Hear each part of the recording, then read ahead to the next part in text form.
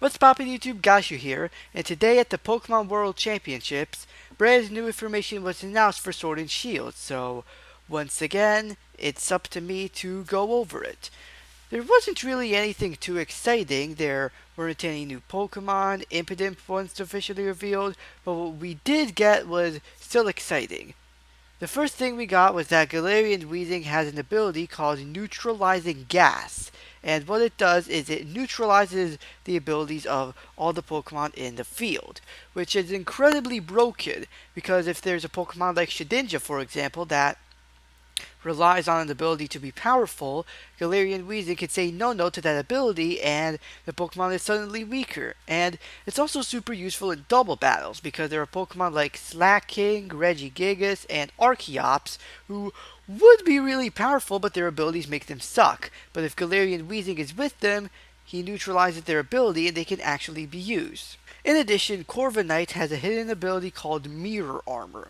And Mirror Armor reflects stat the stat changes of Pokemon. So, for example, if a Pokemon lowers Corviknight's stats, Corviknight with Mirror Armor reflects the stat lowers back to the Pokemon, which again is really good because that means Corviknight basically can't have its stats lowered because the stats just go back.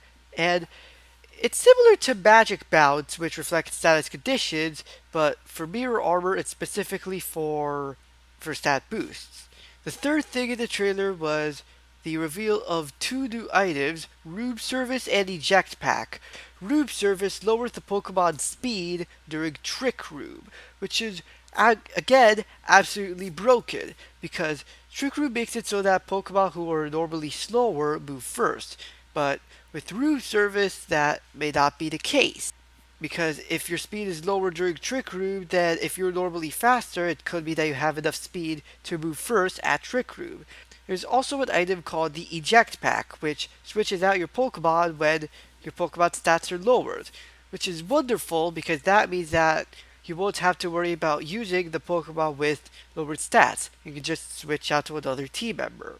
There's also a new move called Breaking Swipe, which is a move that hits both Pokemon in a double battle and lowers the attack of all targets hit, which is again absolutely broken because both the opponent's Pokemon have their attack lowered, meaning you're more likely to defeat them. So, what this shows us is that despite not all the Pokemon being in Sword and Shield, competitive battling is still going to be very interesting because there's several strategies that you could use to broaden the competitive battling strategy. And although I don't do competitive battling, I'm happy to see these items and abilities and move in action. I'm excited for the people who do it because I I'm excited to see how competitive battling works out in these titles, how VGC will work, for example.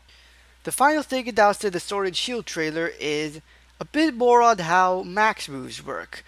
Dynamax Pokemon have no effect against moves like Fake Out that cause flinching, and even if a Pokemon uses Protect and presumably also Detect, they still take some damage from max moves. Speaking of max moves, some max moves have powerful secondary effects. For example, Max Geyser triggers the rain weather condition, Max Knuckle raises the attack of all the Pokemon in the party, and all status moves used by Pokemon become Max Guard, which can protect against all moves, even other max moves.